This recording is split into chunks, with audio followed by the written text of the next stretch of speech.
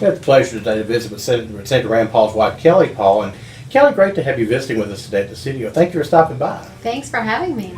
We are excited to learn a little bit about you today. Of course, obviously, Senator Paul's been in office and he's running for re-election, certainly. Kind of a neat opportunity. How is it to be a United States Senator's wife? For the most part, it's incredibly exciting. It's a big honor. I've had some great opportunities, and so have our kids because of this. It's a little hectic. I mean, you have to have a lot of energy and kind of keep your sense of humor sometimes. You certainly have to have a very thick skin. At first it was kind of difficult for me to, see Rand on television or hear him be criticized.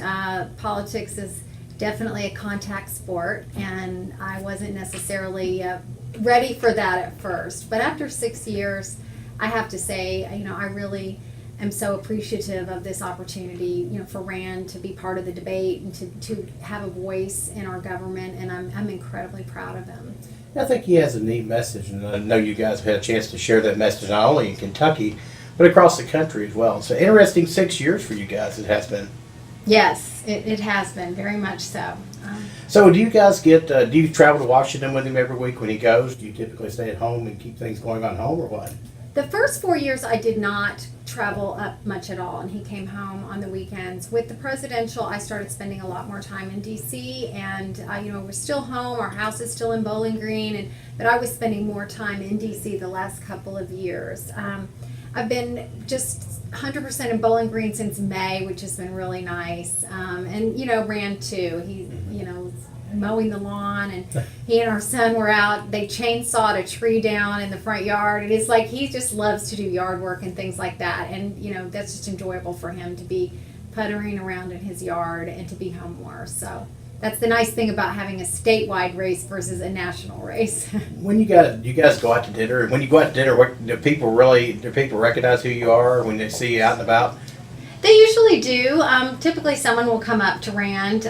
Fortunately, most people who are going to come up to you are usually supporters and are usually nice, so that's good. You do kind of get used to being somewhere and noticing that the person next to you has their phone out and they're maybe taking a picture of you and not wanting you to realize that they are. That's takes a little bit of getting used to, but for the most part, people just want to come up and say hello and tell you a little bit about themselves or what they like about what you're doing, and that's very gratifying. I think it's kind of it has to be a neat experience to do that and just to meet people. And I think you probably have learned maybe people are very unique. We have a unique country and a unique state of Kentucky too. Right, it is. It's afforded us the opportunity to hear some amazing stories.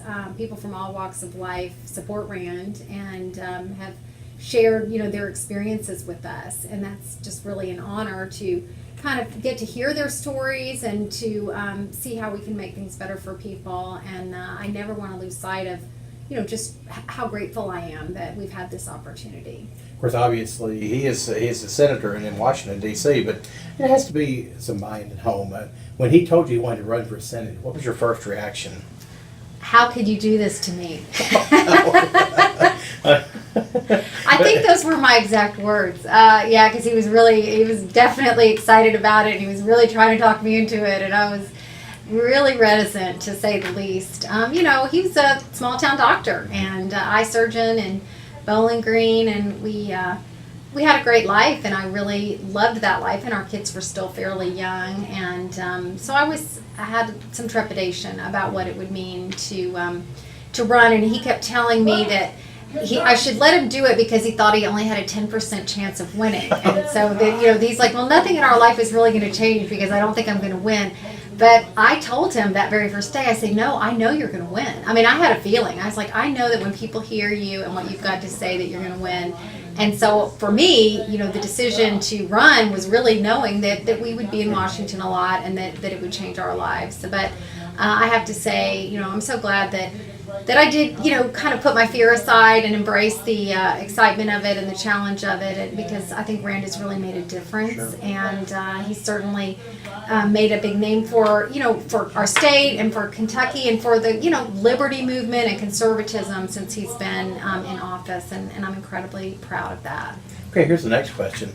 When he told you he wanted to run for president, what did you say? That was a much longer conversation. It was definitely something we talked about for about 6 months with our kids and with even extended family members about what all that would mean. And it was something that we all kind of had input on. But again, it's this sort of the same thing. While it was nerve-wracking, I'm really glad that he did it. I thought that he really brought a lot of focus on issues that he cares about and really, represented our state well. And so it was an amazing experience, and I think something that we're very, very happy that he did and very proud of. I think that's a neat experience to do that. Kelley, tell me a little bit about what are some issues that are passionate to you. Obviously, I heard you speak a few years ago at Kentucky Veterans Cemetery West and Wreaths Across America ceremony, something very near and dear to your heart. What are some of the issues that Kelley Paul is very passionate about? I do really care about veterans issues. Since you bring that one up, I got involved with an organization called Helping a Hero shortly after Rand was elected, because someone reached out to me, and I am from a military family. My dad, they knew that my dad was career Air Force. My brother was in the Air Force. I have 3 nephews that are in the Navy. I've got just a long history of being with family members in the military, and this woman who runs this organization reached out to me because there was a soldier in our town who had lost both legs and an arm in Afghanistan. And this organization builds adaptive homes for severely and catastrophically wounded soldiers.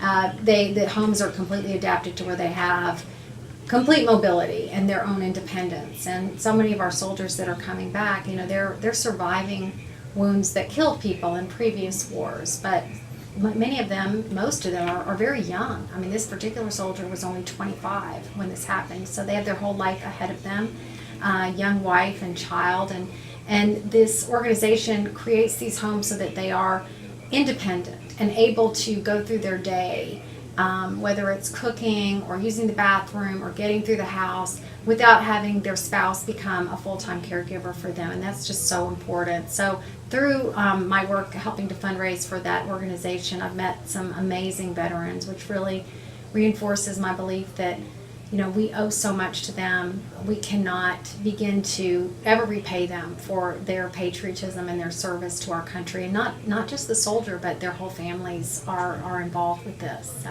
What are some other things you're passionate about? well, my interests, other than my family, which of course I'm passionate about my family. My parents live in Russellville. Our boys, we have one that's just graduated from college last year, one that's a rising junior at UK, and one that's in high school. So, other than like my typical mom stuff and their sports and their world, I enjoy yoga, paddleboarding, travel, skiing, and I also help Rand a lot with his speeches. Sure. As a matter of fact, I was working with him on his Fancy Farm speech Oh, really? on Sunday.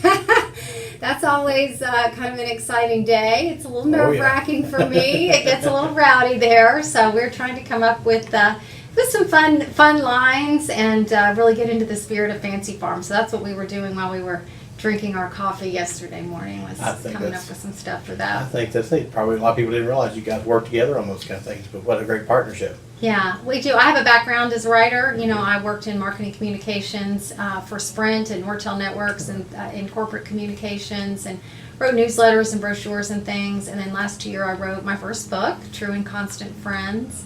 And Rand, it was published in April, and Rand wrote the foreword for that. So that's given me, politics in many ways has given me an opportunity to talk more about some of the things that I'm interested in, and I'm really grateful for that. How has being the wife of a United States Senator changed your home life? You mentioned your children, obviously, and for a while you stayed here at home. You didn't go to Washington, D.C. How did that change your home life? To know that Rand's there, Senator Paul's there, you're here, and just a little different situation. Yeah, it is. It's definitely made it more challenging in some ways. Our kids have had to realize that, Dad's not always there the way that he was before, but at the same time, Rand and I always put our kids first. And if there's something that, he needs to be at, that's the first thing he'll do. That's the most important thing to us is our kids. Last Sunday night, he was grilling burgers for our son Robert and all his friends over in our back porch. They all came over, and, he's always the first to try to do that because he loves, being home with the Sure. kids first and foremost. So, but yeah, it does make it more challenging. You definitely have to, schedule things more in advance and work around a lot of travel. But it's also opened up a lot of great opportunities for our kids to go places and see people. So I think they're really proud of their dad, and they've appreciated the experience. Very good. You mentioned Fancy Farm. Always an interesting time. Always hot day, but always a lot of rhetoric there going on too. How does Kelley Paul respond when somebody throws out one of those daggers they throw out at Fancy Farm sometimes? Do you want to get up and say, "Hey, that's my husband you're talking about"? Or what? Yeah, I do. Of course, I'm from Russellville. That comes out. I'm like, hey, but I definitely had to get a little bit more thick skin. If you're not human if you don't get upset at first, but then you realize most of the time it's not personal. It really is just part of the political game, and you try to be. We certainly want to point out the distinctions, but we try to be fair about it as well, and I hope others do too. Sure. Kelley, thank you very much. I know. Can I ask real quickly your history of the radio business? You've got some connections in radio that some of our local folks probably know about. Tell us some of your connections to radio. I do. I grew up hanging out at WRUS, All right. where my dad worked. My uncle, Lon Sosh, who passed away just a couple years ago, was just a great man. Was crazy about him. He was Big Daddy Babaloo, and when I grew up, WRUS turned into, it was KQ 101 back then, and then WBBR, the Beaver. My dad worked in sales for that radio station after he retired from the Air Force, and we came back to Russellville. So I have great memories of hanging out at that radio station and watching my uncle in action, and it's neat. It's a neat business. I had to ask a question. Willie Wilson will be listening, and Willie was a good friend of his for many Aw. years. And so, Kelley, thank you for visiting with us today. Been a pleasure to have you on the show with us, and certainly keep up the great work. Thank you. Thanks again.